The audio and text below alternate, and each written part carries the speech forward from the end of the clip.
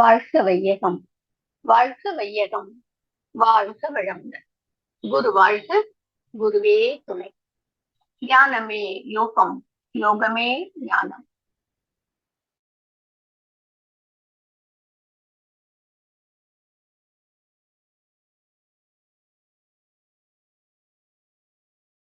தமிழ் ஆனந்த யோகம் வாழ்க்கையை தமிழ் ஆனந்த யோகத்திற்கும் முதற்கண் வணக்கமும் வாழ்க வளமுடன் என்று வாழ்த்துக்கள்.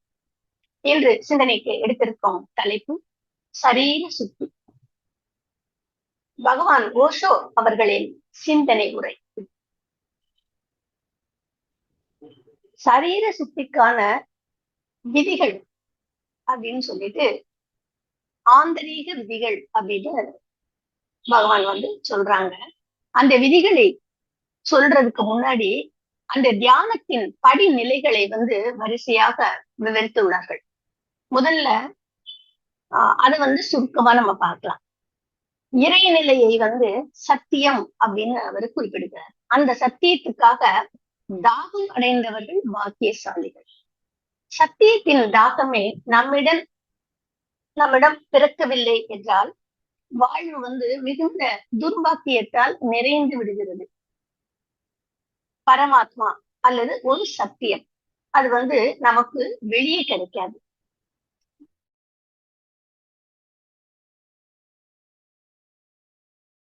அதனுடைய விதிகள் நமக்குள்ளேயே அந்த உண்மையை அடைய வேண்டும் என்ற எண்ணம் பிறந்தால் உங்களுக்கு உள்ள இருக்கக்கூடிய விதை துளிர்ப்பதற்காக உற்சாகம் அடைந்து விட்டது என்று பொருள். உங்களுக்குள்ள புதைக்கப்பட்டிருந்த ஆவல் விழிப்படைகிறது அப்படின்றத உணர்வீர்கள். பரமாத்மாவை எங்கிருந்தும் அடைவதில்லை, மாறாக நமது சொந்த வளர்ச்சியினால் உள்நிலை விழித்து எழுவதனால் எந்த சக்தியை பிறப்பிக்கிறோமோ அதனுடைய அனுபவம் தான் பரமாத்மா அப்படின்னு சொல்ற. முதல்ல உங்களுக்குள்ளே இருக்கும் அந்த உண்மையான தாகம் தான் அந்த முதலாவதான சூத்திரம். அதாவது இந்த ஆந்தரீக விதிகள் அப்படின்னு சொல்லிட்டு 6 நிலைகளை அவர் சொல்றாரு. அதனுடைய முதலாவதான சூத்திரம் அந்த தாகம் தான், தேடுதல் அப்படின்னு சொல்றோம் இல்லையா, அதுதான் முதலாவதான சூத்திரம். இரண்டாவது விஷயமாக முதல் அடி மிகுந்த நம்பிக்கையோடு எழ வேண்டும் அப்படின்னு சொல்றோம். மூன்றாவது திருஷ்டி கோணம். திருஷ்டின்னா பார்வை. அதுக்கு உதாரணமாக ஒரு ரோஜா செடியில ஆயிரக்கணக்கான முட்கள் இருக்கு. அந்த முட்களுக்கு இடையில ஒரு 4-5 பூ பூத்திருக்கு. அப்போ இறைவன் என்ன அநியாயம் செஞ்சிருக்காரு, அந்த செடியை நம்ம இவ இப்படி பார்க்காம அந்த செடி வேறொரு கோணத்துல ஆயிரக்கணக்கான முட்களுக்கு மத்தியில ஒரு 4-5 பூ மலர்ந்திருக்கு அப்படின்னு சொல்லிட்டு அதனுடைய அந்த அற்புதத்தை ஒரு ஆச்சரியமா நம்ம பாக்குற பார்வை, அதுதான் திருஷ்டி கோணம் அப்படின்னு சொல்றாரு. நாலாவதாக மௌனம்.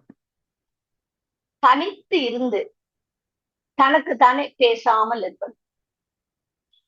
அதனுடைய அந்த படிநிலைகள்ல 4வது நிலை அப்படின்றத மௌனம் அப்படின்னு சொல்லிட்டு சொல்றாரு. ஐந்தாவதாக நன்றி உணர்வு. எது நடந்தாலும் இன்பமாக இருந்தாலும் துன்பமாக இருந்தாலும் எல்லாத்துக்குமே நன்றிதான்.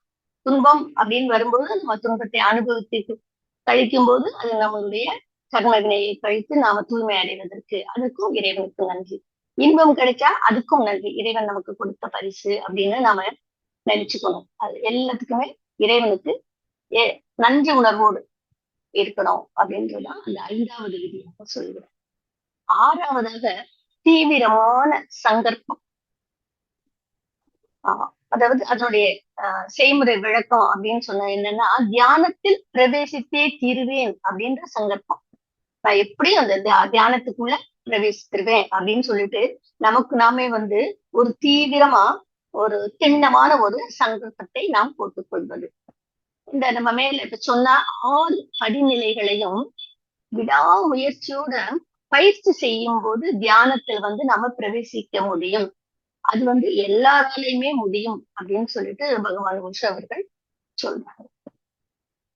இந்த உள்முக பிரவேசத்திற்காக மிகுந்த முயற்சி பிரயத்தனம் செய்து வந்த நாட்கள் அவை துக்கமும் வேதனையும் நிறைந்த நாட்கள், குழப்பமாகவும் இருந்தது அப்படின்னு அவரு எந்த வழியினால் எனக்கு பிரவேசம் சாத்தியம் அற்றதோ அந்த வழியையே சாத்தியம் ஆனதோ அந்த வழியையே உங்களுக்கு நான் எடுத்து கூறுகிறேன்.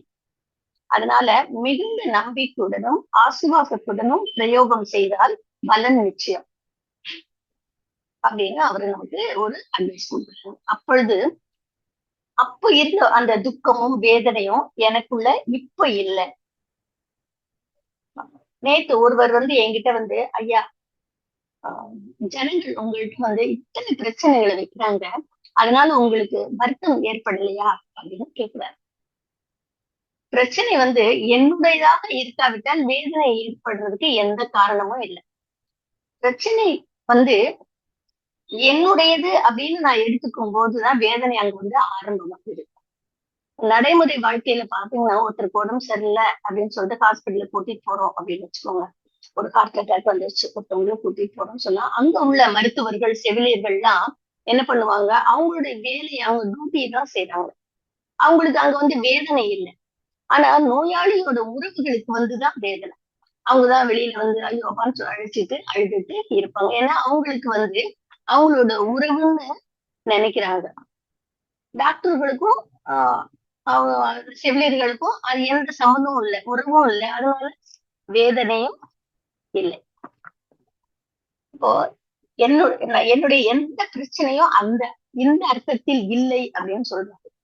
என்னை சுற்றிலும் யாரை பார்த்தாலும் அவர்கள் எவ்வளவோ துக்கமும் வேதனையும் உள்ளவர்களாகவே இருக்கிறார்கள். அவற்றின் தெளிவு மிக சுலபமாக இருக்கும்போது, அந்த தெளிவு ரொம்ப சுலபமா தான் இருக்கு அப்படின்னு அவரு சொல்றாரு. கதவை தட்டுனா போதும் திறந்துரும் அப்படின்ற நிலை இருக்கும்போது, வாசல்ல நின்றுகிட்டே அழுதுட்டு இருக்காங்களே அப்படின்ற அந்த வேறு விதமான துக்கமும் வேதனையும் தான் ஏற்படுகிறது. எந்த மாதிரியான துக்கம், எந்த மாதிரியான வேதனை என்பதை தெளிவுபடுத்த அவர் ஒரு கதை சொல்றார். அதுல ஒரு பார்வையற்ற ஒருத்தர், அவரும் அவருடைய நண்பரும் இதே கதையை அவரும் 3 இடத்துல யூஸ் பண்றாரு, 3 விதமாக. நான் ஏற்கனவே ஒரு படிப்படியான தியானம் அந்த இதுல நமக்கு தியானம் இதை பத்தி சொல்லும் போது இந்த கதையை சொல்லியிருக்கேன். அது வேற கோணத்துல அவர் எடுத்து சொல்லியிருப்பாரு. இப்ப திரும்ப அதே கதையில தான் இதுக்கும் சொல்றாரு. ஒரு பார்வையற்ற ஒருத்தரும் அவருடைய நண்பரும் யாத்திரை போட்டாங்க. அப்படி போகும்போது இரவு நேரம் வந்துச்சு. இரவு நேரம் வரும்போது ஒரு பாலைவனத்தை கடந்து போகணும். அது இரவு நேரத்துல திசை தெரியாது இல்லையா, கடக்க முடியாம அங்கேயே தங்கி ஓய்வு எடுக்கிறாங்க. காலையில விடிஞ்சிச்சு. முதல்ல இந்த பார்வை இல்லாதவர் தான் எழுந்துறாரு. எழுந்துச்சு அவர் என்ன பண்றாரு, தட்டுப்படு மாதிரி தன்னுடைய கம்பை அவர் தேடி எடுத்து அத கையில எடுத்துட்டு அந்த கம்பை வச்சேதும் அவருடைய நண்பரை தட்டி எழுப்புறாரு. அந்த நண்பர் கண்ணு விழிச்சு பாக்குறாரு. பார்த்த உடனே அவர் கையில இருக்கிறது கம்பு இல்ல, பாம்பு அப்படின்னு சொல்லிட்டு அவர் பார்வைக்கு தெரியுது. அப்போ அவர் என்ன செய்யறாரு, அந்த பார்வை இல்லாதவர்கிட்ட அது கம்பு இல்ல பாம்பு, கீழே தூக்கி போடு அப்படின்னு அவர் சொல்றாரு. இவர் கேக்குறதா இல்ல. தான் வச்சிருந்த கம்பு, ஏற்கனவே அவர் வச்சிருந்த கம்பை விட இது ரொம்ப வளவளப்பா இருக்கு, நல்லா இருக்கு அப்படின்னு நினைச்சிட்டு அதை இவன் வச்சுக்கலாம்னு நினைக்கிறான் அப்படின்ற மாதிரி எல்லாம் ஒரு தவறான சிந்தனை. அதனால அவர் போட மாட்டேங்க. அப்ப இவர் சொல்றாரு, பைத்தியமானே உடனே அதை தூக்கி போடு, அது பாம்புதான், அது உன்னுடைய உயிருக்கே ஆபத்து அப்படின்னு சொல்லிட்டு சொல்றாரு. ஆனா இவர் கேட்கறதாக இல்ல. கடைசியில அது அவர் அந்த என்ன பண்ணுது, பார்வையற்றவருடைய கையில கடிச்சிருது. அதாவது தன்னை அதை பிடிச்சிருக்கிற அந்த குருடனையே அது கடிச்சிருது. இப்ப அவர் என்ன சொல்றாருன்னா, நான் கூறும் துக்கம் கண்ணு உள்ளவனுக்கு தன் குருட்டு நண்பனிடம் ஏற்பட்டிருக்கும் அதேவித துக்கம். இதே போன்ற துக்கம் தான் நமது நாலாபுரத்திலும் காணப்படுகிறது. மனிதர்களிடம் காணப்படக்கூடியது மனிதர்களிடம் எனக்கு ஏற்படுகிறது அப்படின்னு சொல்றாரு. அவர் கையில வச்சிருக்கிறது தடி இல்ல பாம்பு அப்படின்னு நான் சொல்லும் போது பொறாமையினால சொல்றான். வேற ஏதாவது ஒரு காரணத்தினால நான் பாம்புன்னு சொல்றேன் அப்படின்னு அவங்க நினைக்கலாம். நீங்கள் எதையெல்லாம் உதவக்கூடியது அப்படின்னு நினைக்கிறீங்களோ, இப்ப தடின்னு நினைச்சத நினைக்கிறீங்களோ அது எது உங்களுக்கு உதவாது, கைத்தடியும் இல்லாது. நீங்கள் கையில் பிடித்திருப்பது தவறான அபாயமான தடி அப்படின்னு புரியும்படி செய்ய நான் முயற்சிக்கிறேன் அப்படின்னு இந்த கதையின் மூலமாக அவர் சொல்றாரு. நீங்க பிடிச்சிருக்கிறது தவறானது அப்படின்னு சொல்லிட முடியாது. அவசியம் ரொம்ப அது மட்டும் அவசியம் அப்படின்னு சொல்ல முடியாது. அதை விட உயர்ந்தது ஒன்று உள்ளது என்று மட்டுமே நான் கூறுகிறேன். மற்றொரு மெய்யை, அதாவது ஒரு ஆனந்தத்தை பற்றி கொள்ள முடியும் என்றே நான் கூறுகிறேன். நீங்கள் பற்றி உள்ளது உங்களை மூழ்கடிக்க காரணமாகிறோம் அப்படின்னு நான் நினைக்கிறேன் சொல்றார். வாழ்நாள் முழுவதும் நாம் செய்யவை நம்மை மூழ்கடிச்சுட்டேதான் இருக்கு. நமது மரண தருவாயில் நம்மை பற்றி கொள்ளும் வேதனை, கடைசி காலத்துல மனுஷனை வாட்டக்கூடிய கஷ்டம், ஏக்கம், ஒரு அற்புதமான வாழ்க்கையை நான் வீணடித்து விட்டேன் என்ற தாபம் மட்டுமே அப்படின்னு அவர் சொல்றாரு. வாழ்க்கையை பற்றி சிறிதளவு சிந்தனையும் அவர் ஆலோசனையும் செய்பவங்கள்ட்ட அந்த தாகம் அது விழிப்படைந்து விடும். வாழ்க்கையை பற்றி சிந்தனையும் ஆலோசனையும் பாத்தீங்கன்னா ஓடுற நதியில அடிச்சுட்டு போறக்கூடிய அந்த ஒரு மரத்துண்டை போல அடிச்சுட்டு போகணுமா, அல்லது காத்துல அலை பெற்று இந்த காத்து வீசும் போது காஞ்ச இலை பாத்தீங்கன்னா அது காத்து எந்த திசையில போகுதோ அது இழுத்து செல்லும், அது போல இருக்கணுமா? நம்மளுடைய வாழ்க்கை நம்ம கையில எடுத்துட்டு அதை நிர்மாணிக்க கூடியது நம்மளேதான் நிர்மாணிக்கணும்.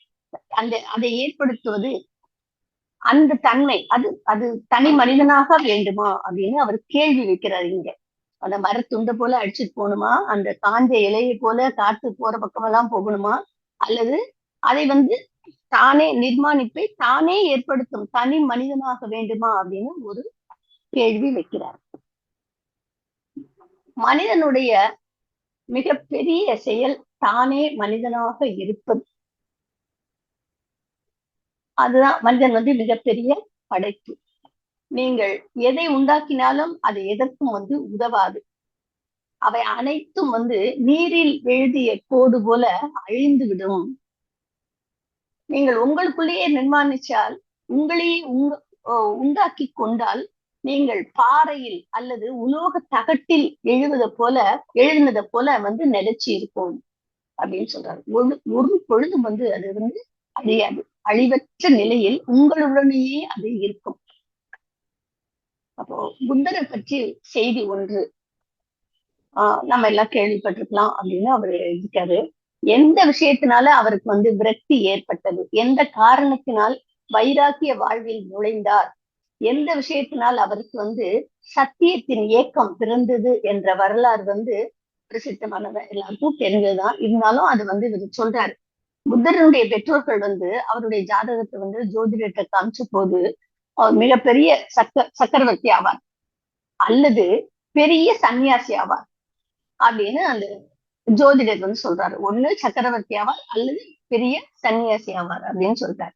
அதனால அவருடைய அப்பா என்ன பண்றாரு, அவரது சுகத்துக்கான எல்லா வசதிகளையும் செஞ்சு எந்தவித துக்கமும் தெரியாம இருக்கிறதுக்காக ரொம்ப சிறப்பான ஏற்பாடுகள் செய்து வச்சிருக்காரு. மிக பிரம்மாண்டமான அரண்மனை, அதை சுத்தி ரொம்ப அழகான பூந்தோட்டங்கள் அமைச்சிருக்காரு. ஒவ்வொரு பருவத்துக்கும் அந்த அரண்மனையை சுத்தி பூந்தோட்டத்துல பூக்கக்கூடிய அந்த மலர் தோட்டங்கள் அப்படியெல்லாம் அவர் வச்சிருக்காரு. ஆனா அந்த தோட்டத்துல ஒரு வாடிய அந்த பூ கூட புத்தரின் கண்ணுல படக்கூடாது அப்படின்னு ரொம்ப கவனமா அவர் கட்டளை போடுறாரு. ஏன்னா புத்தருக்கு அந்த பூவை போல நாமும் வாடி விடுவோம் என்ற எண்ணம் வந்துடக்கூடாது அப்படின்னு ரொம்ப கவனமா இருக்காரு அவங்க அப்பா. இரவு நேரத்துல அந்த தோட்டத்துல வாடிய மலர்கள் இலைகள் எல்லாம் கிளீன் பண்ணிடுவாங்க. அவரை சுத்தியும் எப்பவுமே வாலிப வயது ஆண்களும் பெண்களும் தான் இருக்காங்களா. எந்த ஒரு வயசானவங்களும் அவர் கண்ணிலே படாம பார்த்துட்டாராம். முதுமை, மரணம் என்பது பற்றி எதுவும் அவருக்கு தெரியாது. புத்தரிடம் சிந்தனை பிறந்து அந்த மாதிரியான ஒரு சிந்தனை வரவே கூடாது அப்படின்னு எல்லா உபாயங்களையும் அவங்க அப்பா செஞ்சு வச்சிருக்காரு.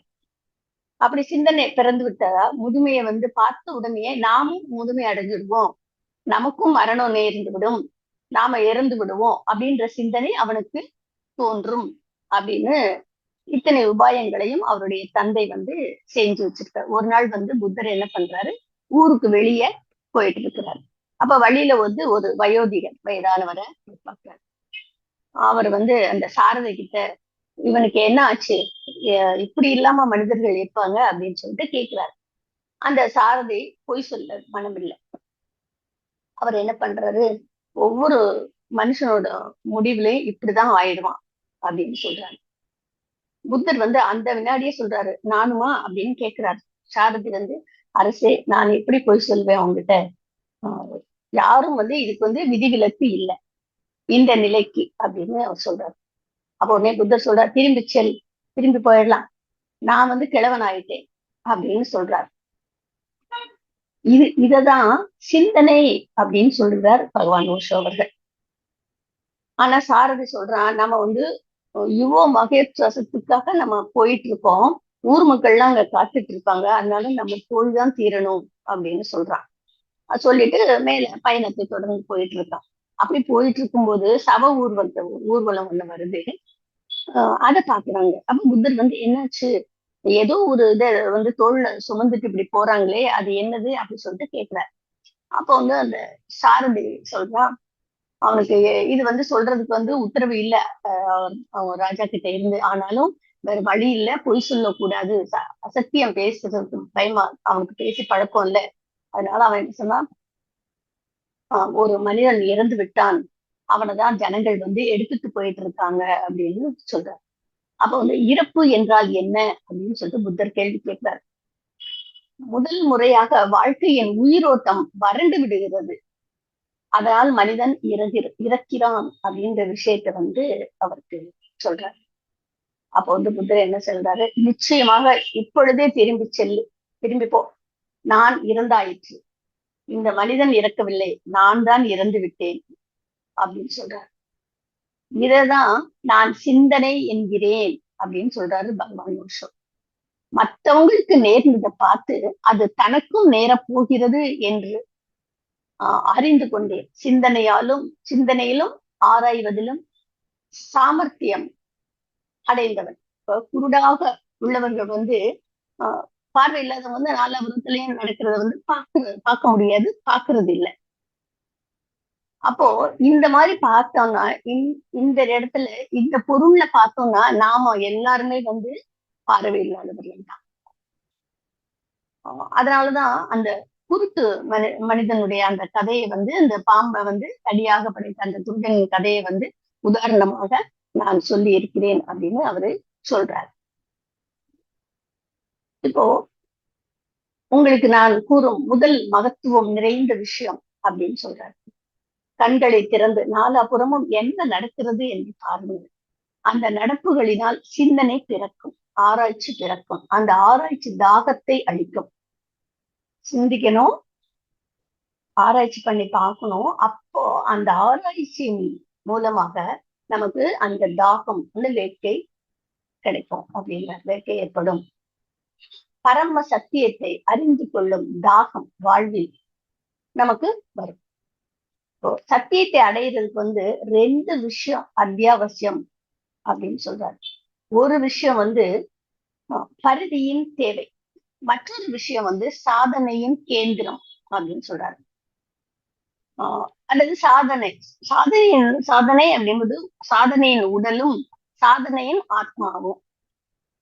சாதனையின் பரிதியில் உங்களுடைய பரிதி எதுவோ அதுக்கு சம்பந்தம் இருக்கு. பரிதி அப்படின்னு சொன்னா சரீரம் அப்படின்னு அதுல சொல்றாரு.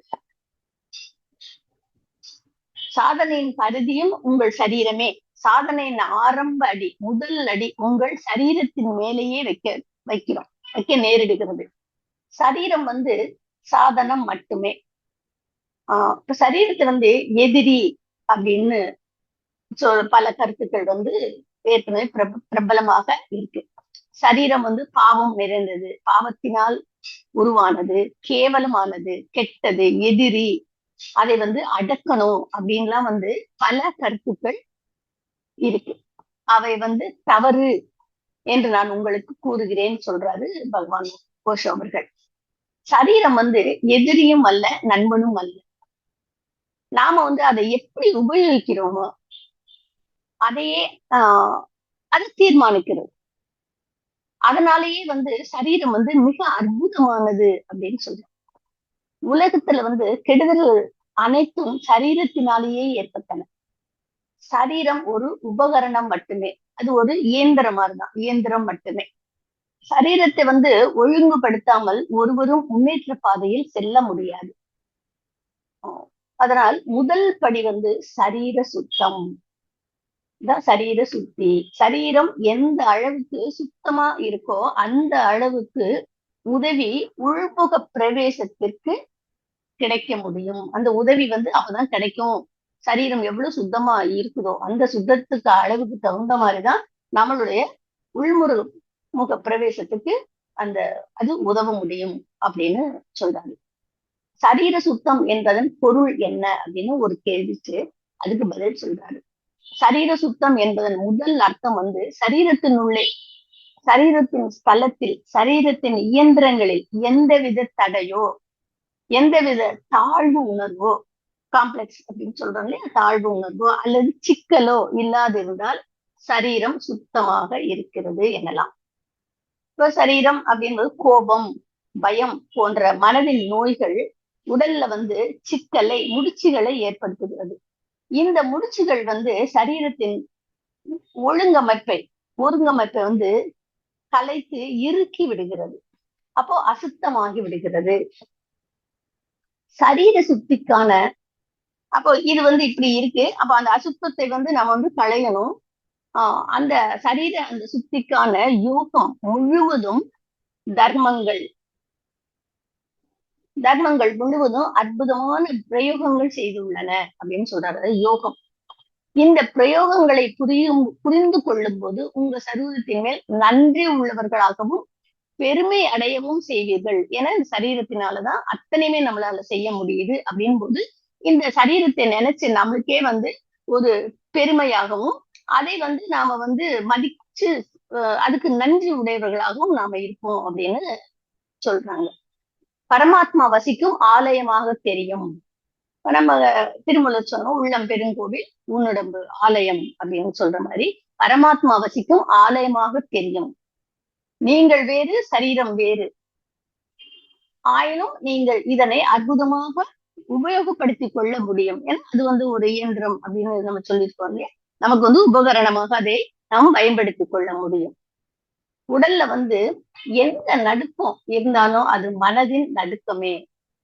மனதின் நடுக்கம் குறையும் போது உடல் வந்து சிரமமாக இருக்கும். இப்போ புத்தர், மகாவீரர் அவங்களுடைய உருவங்கள் வந்து பாறைகளில் செதுக்கியது போல தோன்றும். இவர்களது உருவத்தை அனாவசியமா பாறைகள்ல போய் செதுக்குறோம் அப்படின்னு நாம வந்து நினைக்க வேண்டாம். அவங்க வந்து மனிதர்களாக அமர்ந்திருக்கும் போது கூட அப்படியேதான் இருந்தாங்களாம். அந்த உருவங்கள் மட்டும் கல்லால் செதுக்கிய சிலையாக இல்லை. இந்த மனிதர்களையும் நம்ம பார்த்திருந்தோம்னா இதே போல கல்லில் செதுக்கியது போலவே அவங்க இருப்பாங்க.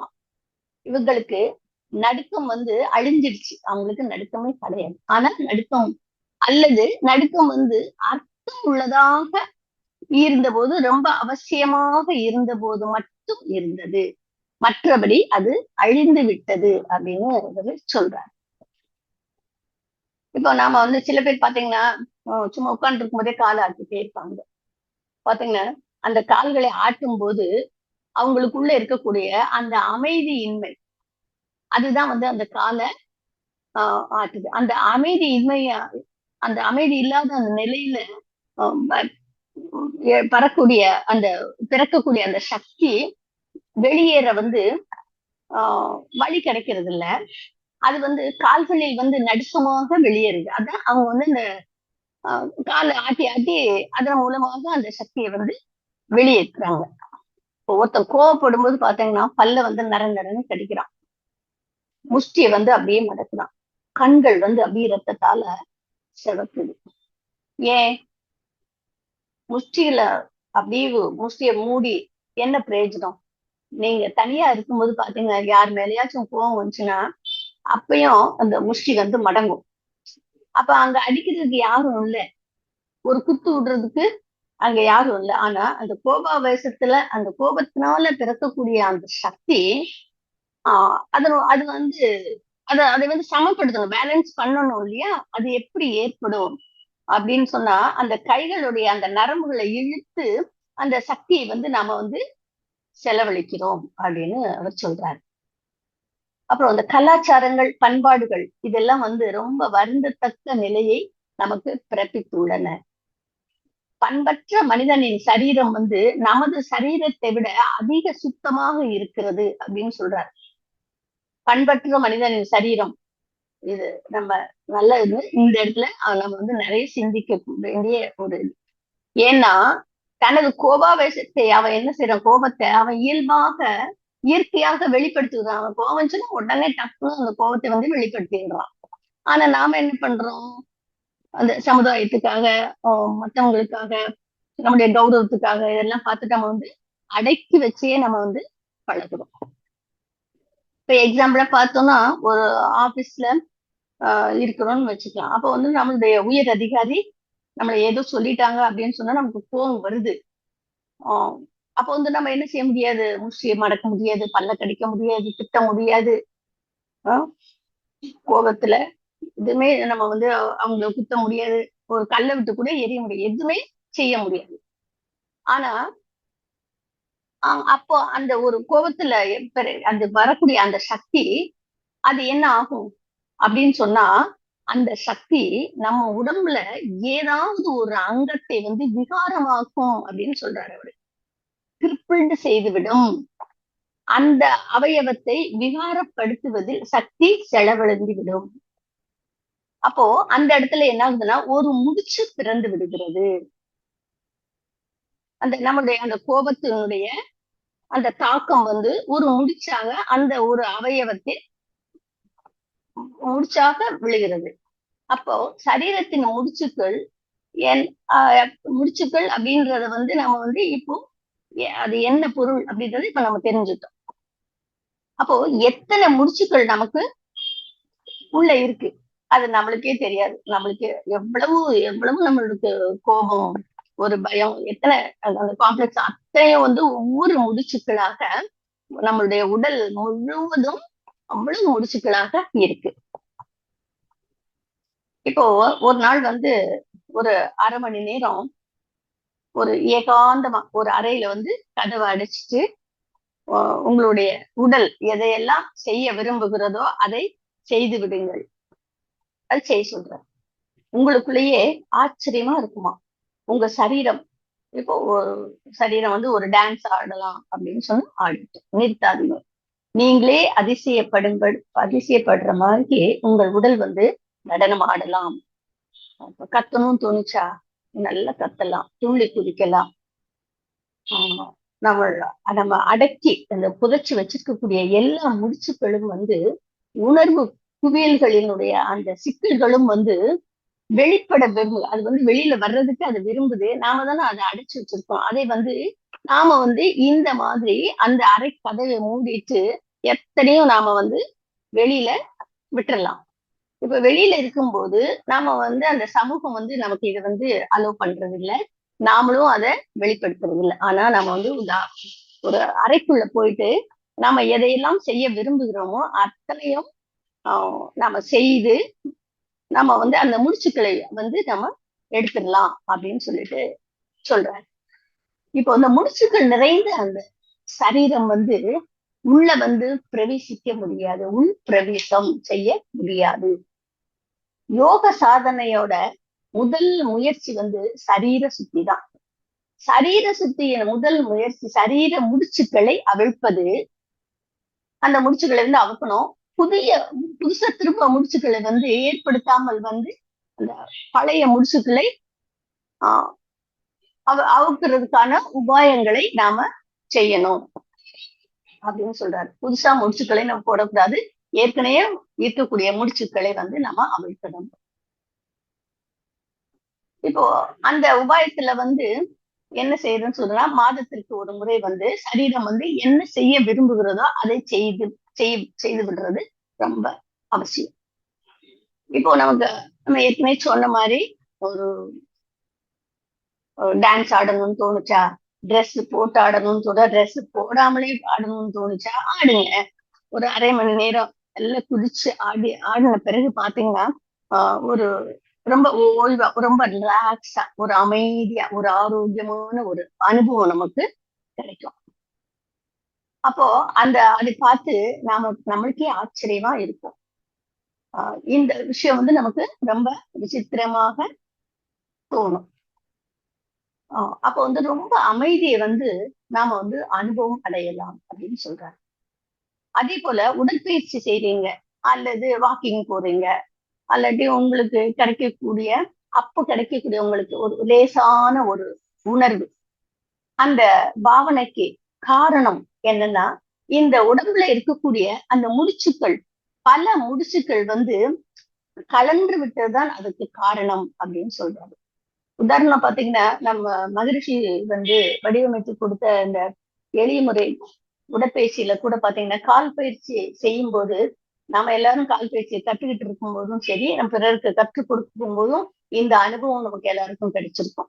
அந்த ஒரு கால்ல நம்ம வந்து இந்த அக்கு பிரஷர் எல்லாம் முடிச்சுட்டு, அதை மசாஜ் பண்ணி, அதை சுத்தி கொடுத்து, இது பண்ணி கொடுத்துட்டு, ஆசிரியர்கள் சொல்லுவாங்க, இந்த காலை தூக்கி பாருங்க அப்படின்னு சொல்லிட்டு. அப்போ இந்த காலை தூக்கும் போது ரொம்ப லேசா ஃபீல் பண்ணுவாங்க.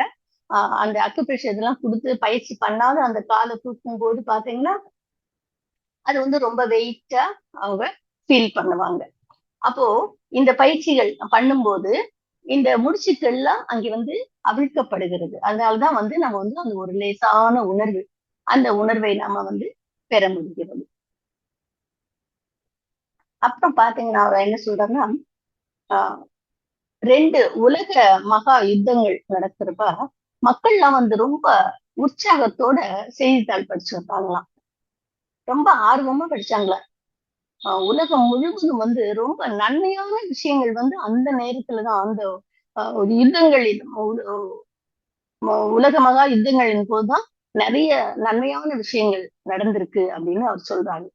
உலகத்துல வந்து தற்கொலைகள் வந்து அந்த நேரத்துல ரொம்ப குறைஞ்சிருந்ததுதான்.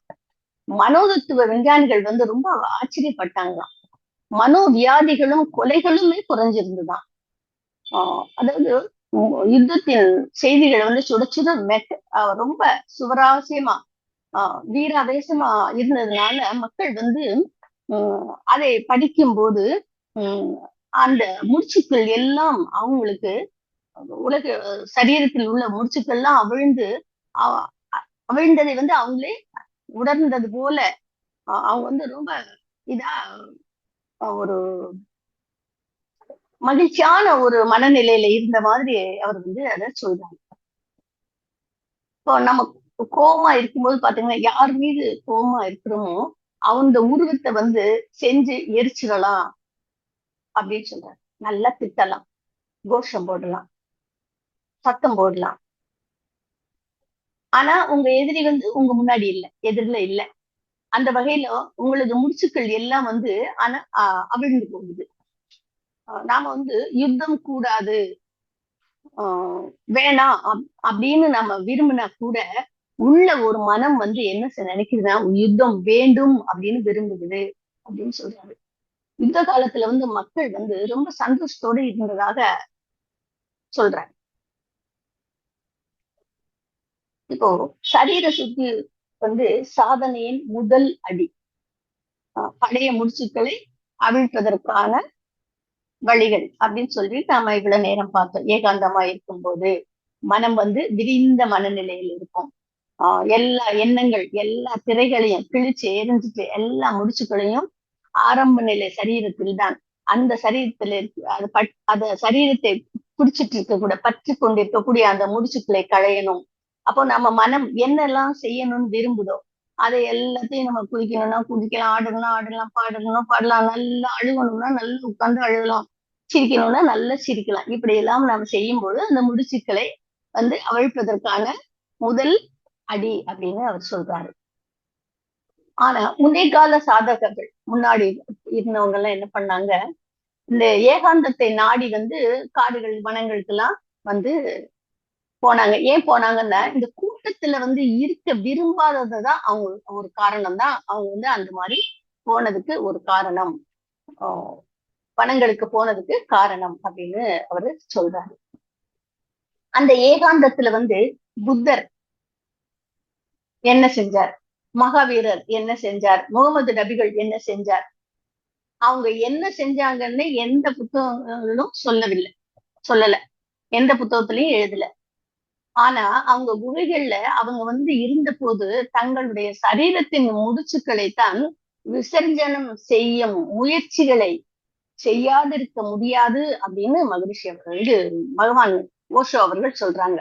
அப்போ அவங்க அந்த நேரத்துல அதைதான் செய்திருக்காங்க. அந்த சரீரத்தின் முடிச்சுக்களைத்தான் அவங்க வந்து அவிழ்க்கக்கூடிய அத்தனை முயற்சிகளையும் அவங்க வந்து செஞ்சிருக்கிறாங்க அப்படின்னு சொல்றாரு.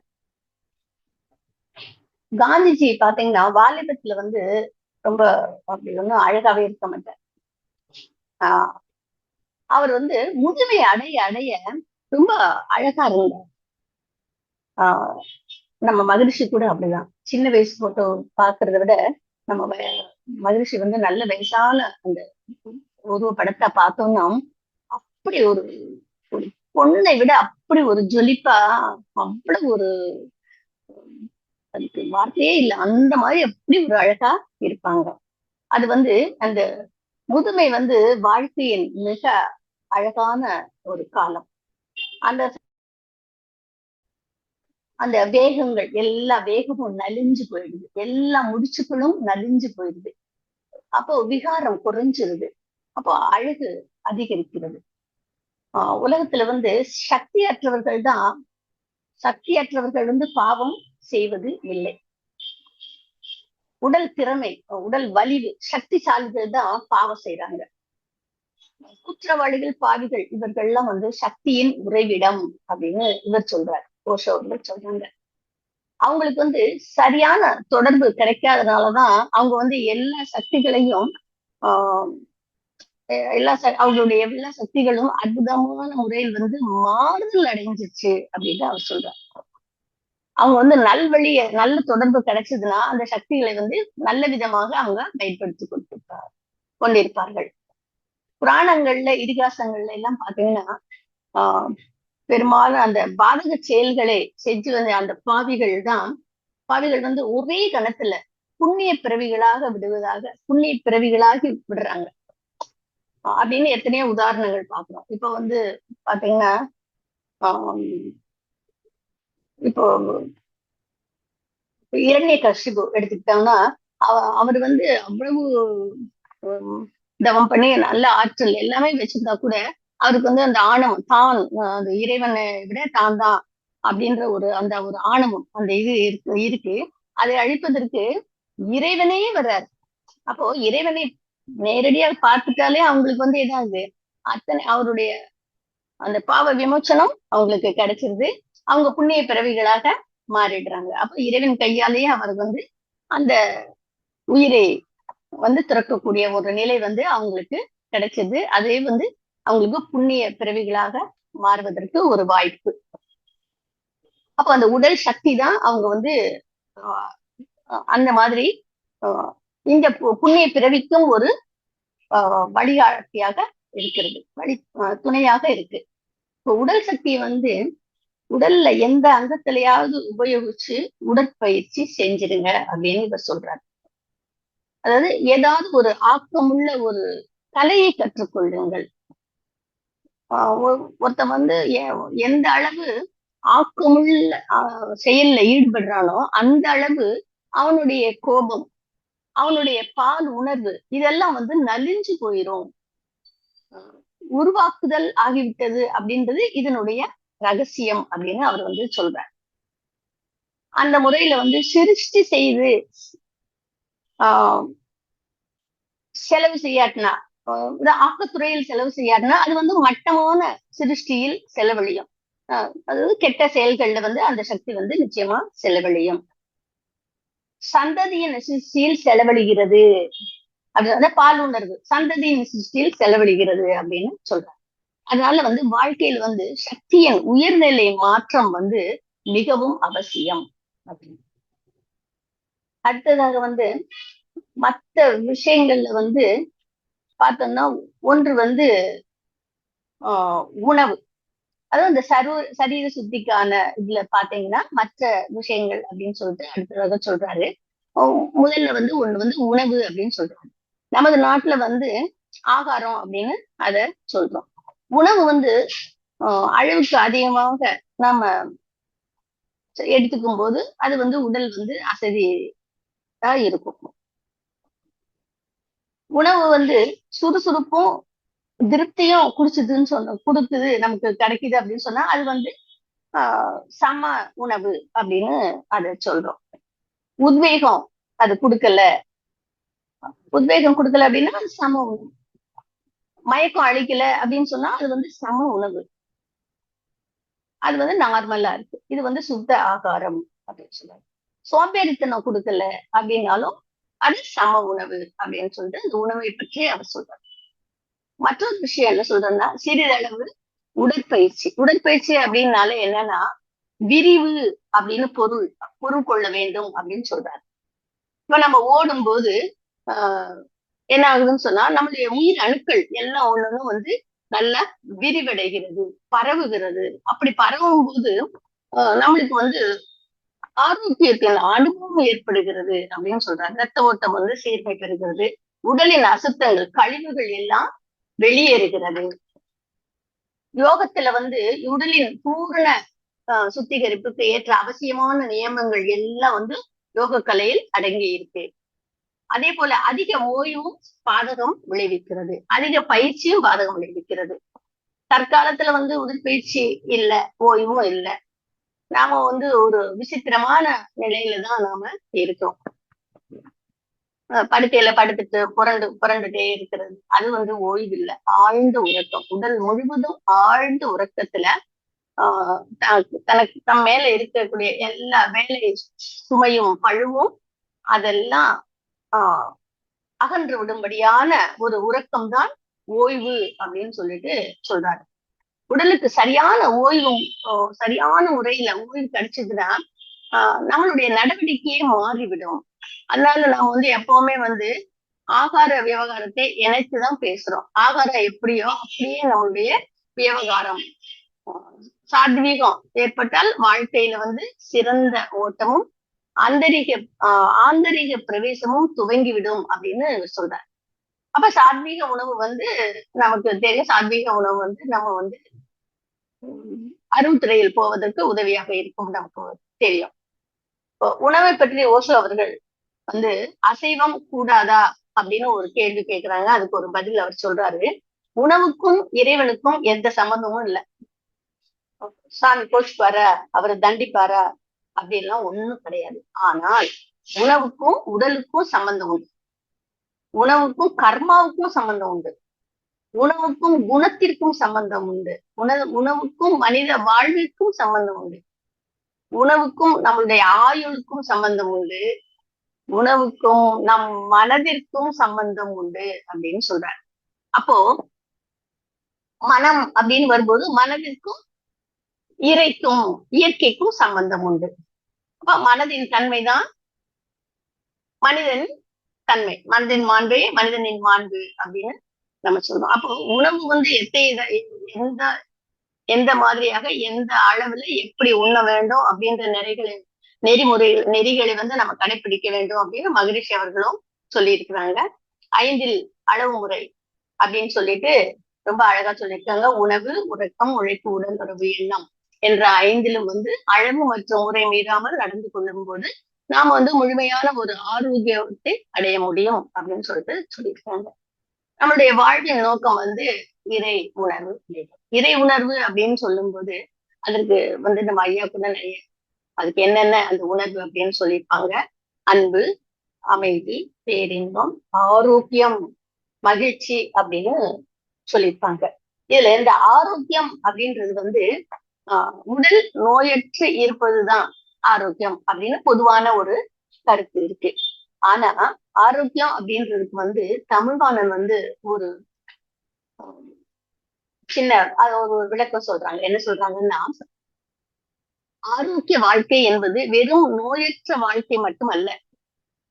நாம் நன்கு உழைத்து பாடுபட வேண்டும் என்று அப்படின்னு ஒரு ஆர்வம் கொள்ளக்கூடிய அளவுக்கு உடல் தகுதி இருக்கணும். அப்படி உழைக்கிற சமயத்துல அடைகின்ற அந்த உள்ளத்தின் மகிழ்ச்சி கலந்த ஒரு உயரிய நிலை ஆரோக்கியம் அப்படின்ற சொல்லுக்கு உண்மையான பொருள் அப்படின்னு அவர் சொல்றாரு. அப்போ அது ஒரு உணர்வு நிலை. பாத்தீங்களா? அப்ப வந்து உடலும் அந்த அந்த உள்ளம் அடையக்கூடிய அந்த மகிழ்ச்சி, அந்த நிலையும், அந்த உணர்வு நிலைதான் ஆரோக்கியம் அப்படின்னு சொல்லியிருக்காரு. அப்போ சில பேர் பாருங்க, நான் இப்படி ஒழிச்சு சாகுறேன். இதெல்லாம் நான் செஞ்ச பாவம். நான் வாங்கிட்டு வந்து வரோம் அப்படின்லாம் வந்து தன்னைத்தானே நொந்துக்குவாங்க. தங்களை தாங்களே பார்த்து பரிதாபப்பட்டுக்குவாங்க. அவங்கதான் வந்து நோயாளிகளுடைய அடையாளம் அப்படின்னு அவரு சொல்றாரு. அப்போ உழைச்சு பாடுபடும் வேணும்னா உடலினுடைய தகுதி வந்து ரொம்ப முக்கியம். அப்படி உழைக்கிற சமயத்துல மனம் அடைகின்ற மகிழ்ச்சி, அதாவது அந்த உணர்வு நிலை ஆரோக்கியத்தை மேம்படுத்தும். அப்போ சரீர சுத்தம் தான் இந்த ஆரோக்கியத்துக்கு ஒரு ஆரோக்கியத்தினுடைய அடையாளம். சரீர சுத்தம், அதாவது கழிவுகள் இல்லாத சுத்தமான அந்த சரீரம் அப்படின்னு சொல்லிட்டு அந்த சரீர சுத்தத்தை பத்தி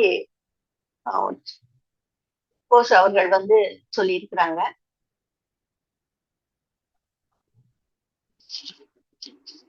அடுத்த நிலைக்கான அந்த சரீர சுத்தத்துக்கு அடுத்த நிலைகளான சிந்தனா சுத்தி, பாவ சுத்தியை வந்து சிறப்பாக செய்ய முடியும். எப்ப செய்ய முடியும்னா இந்த சரீரம் சுத்தமா இருக்கும்போதுதான். சரீர சுத்தமே அடுத்த நிலைகளான சிந்தனா சுத்தி, பாவ சுத்தியை சிறப்பாக செய்ய முடியும் அப்படின்னு சொல்லிட்டு, அப்போ அதை செய்து நம்ம வாழ்வின் நோக்கத்தை நாம் அடைய முடியும் அப்படின்னு சொல்லி இந்த உரையை நான் நிறைவு செய்து கொள்கிறேன்.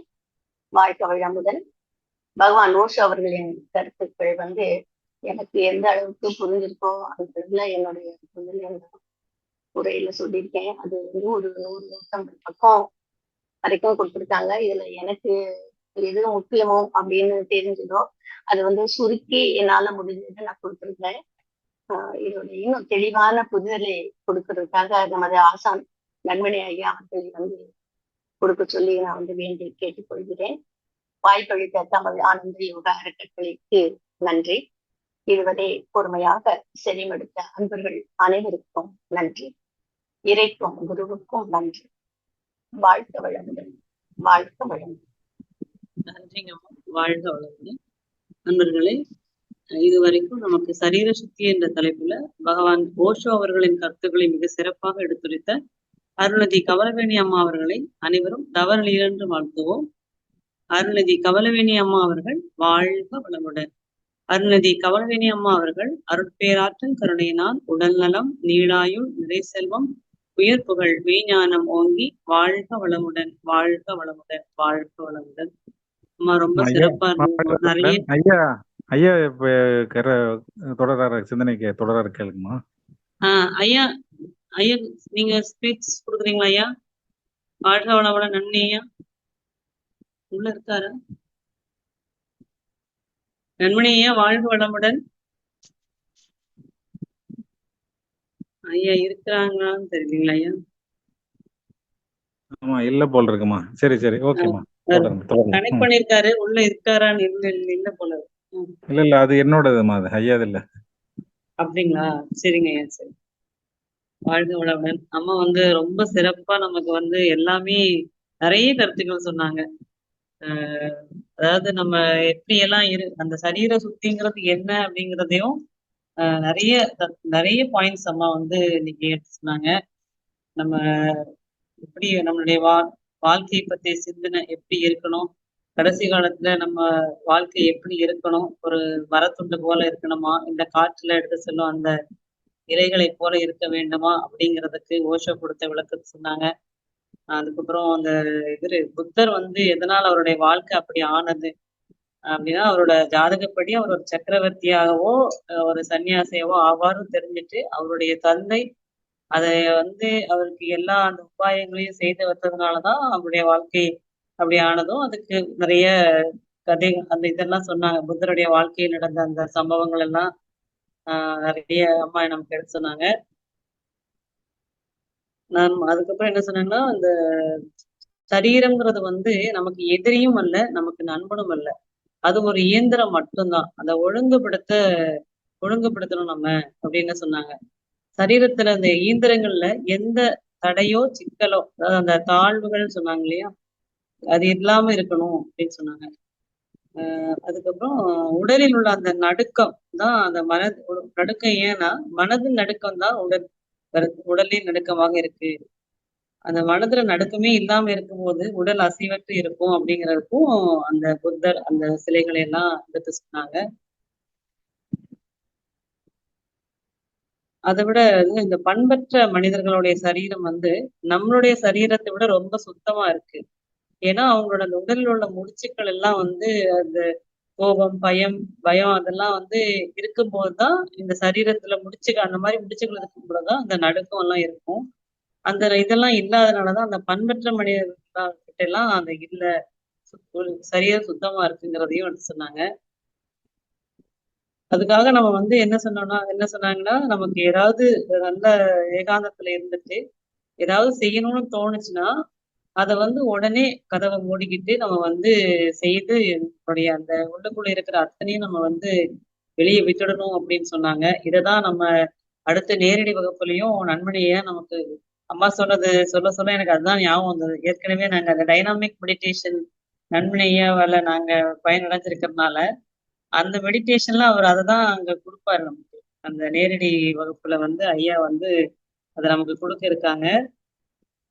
அதே மாதிரி அந்த யோக சாதனையில வந்து முதல் யுக்தி வந்து சரீர சுத்தி. அதாவது புதிய முடிச்சுக்களை ஏற்படுத்தக்கூடாது. ஏற்கனவே உள்ள முடிச்சுக்களை எல்லாம் அவிழ்த்து விடணும். அதுக்குதான் அந்த மாதிரி நமக்கு உடம்புல உள்ள அந்த முடிச்சுக்களை எல்லாம் வெளியேற்றதுக்காக நிறைய என்னென்ன செய்யணும் அப்படிங்கிறத சொன்னாங்க. நம்ம உடற்பயிற்சி செய்யும் பொழுது அந்த முடிச்சுக்கள் எல்லாம் அவிழ்க்கப்படுகிறது. அம்மா சொன்னதுல வந்து அந்த உலக போரின் பொழுது அந்த மனோவியாதிகள் எல்லாம் குறைஞ்சிருந்தது. அதுதான் எனக்கு கொஞ்சம் டவுட்டா இருக்கு. மனோவியாதிகள் குறைந்திருந்ததுன்னு சொன்னாங்க. ஏன்னா அந்த முடிச்சுக்கள் அவிழ்ந்ததுனால அவங்களுடைய மகிழ்ச்சியான மனநிலையில இருந்ததாக ஓஷோ கூறியதா இருக்குன்னு சொன்னாங்க. அந்த நேரத்துல அவங்களுக்கு பயம் இல்லாம இருந்ததா அப்படிங்கிறது அம்மா கிட்டதான் நம்ம விளக்கம் கேட்கணும் குறித்து. வாழ்க வளமுடன்மா. சொல்லுங்கம்மா. அதாவது அவர் என்ன அந்த இடத்துல சொல்ல வர்றாரு அப்படின்னு சொன்னா, அந்த யுத்தம் நடந்த போது எல்லாருடைய மனநிலையும் வந்து அந்த யுத்தத்துல நம்ம எதிரிகள் வந்து எப்படியெல்லாம் நாம வந்து தாக்கணும், எப்படியெல்லாம் அவங்களை இது பண்ணணும் அப்படின்ற அந்த மன உணர்வுகளை கூட வெளிப்படுத்துறோம் இல்லையா. அது வந்து அவங்களோட மன உணர்வுகளை அவங்க அந்த போரிட்டவங்களோட இதை பார்த்து சந்தோஷப்பட்டுட்டாங்க. அப்படிதாங்களாமா? ஆமா ஆமா. இவங்களே போரிட்ட மாதிரி, இவங்களே அந்த எதிரிகளை அழிச்சிட்ட மாதிரி அப்ப மன உணர்வுகளை வெளிப்படுத்தும் போது அந்த முடிச்சுக்கள் வந்து அவிழுது அப்படின்ற மாதிரி அவர் சொல்றாரு. ரொம்ப நன்றிங்கம்மா. நன்றி. இப்ப புரிஞ்சிருச்சு.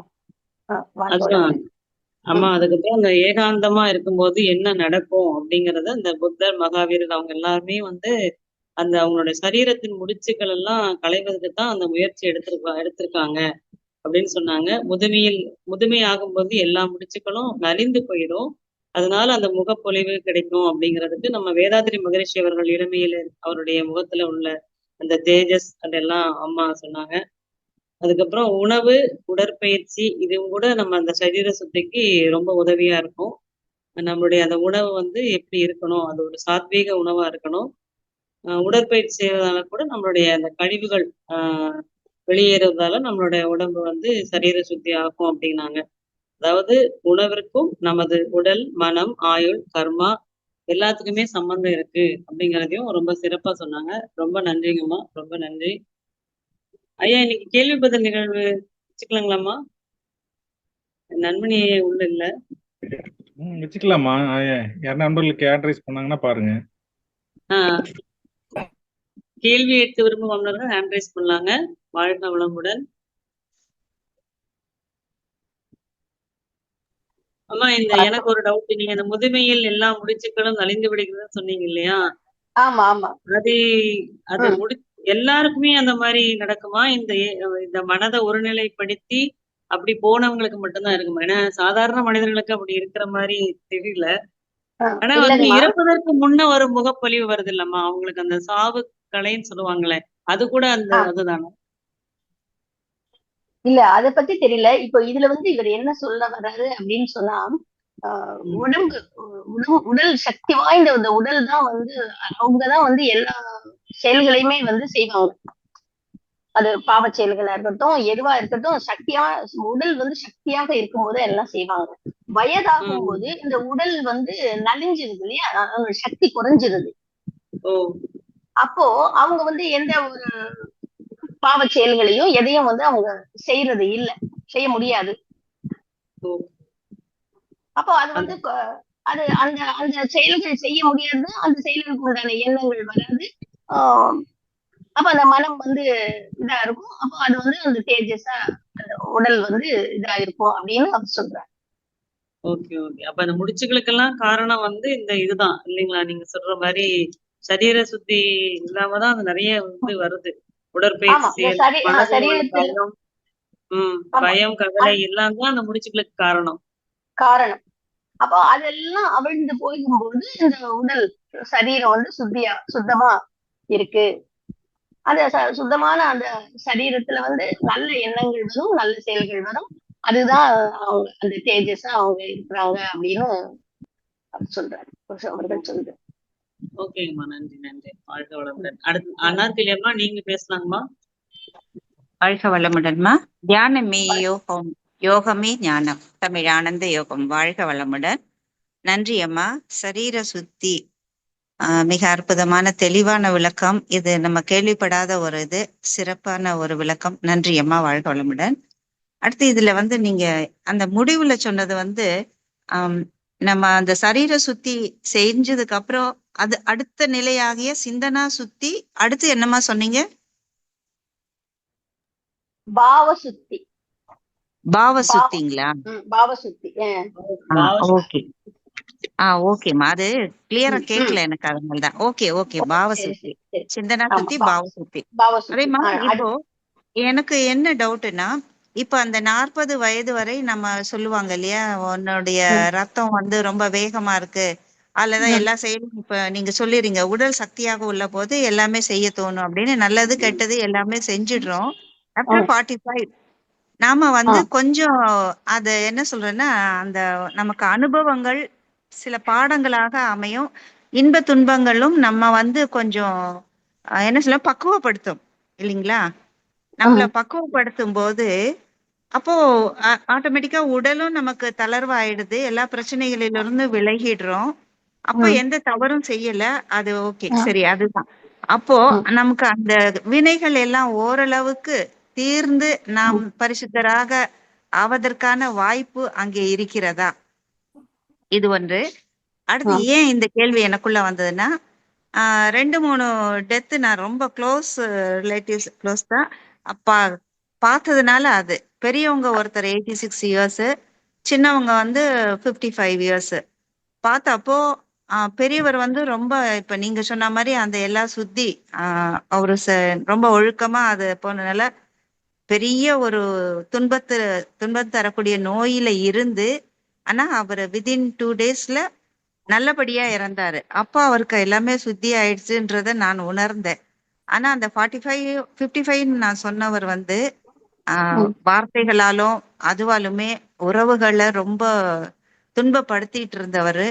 1 டேல அவர் பட்ட அவஸ்தை நாங்க எல்லாருமே ரொம்ப பட்டோம். சோ அப்போ அந்த அவருக்கு அது எல்லாமே சுத்தி ஆகாம தான் அந்த ஆன்மா தவிச்சிட்டு போயிருக்குமா?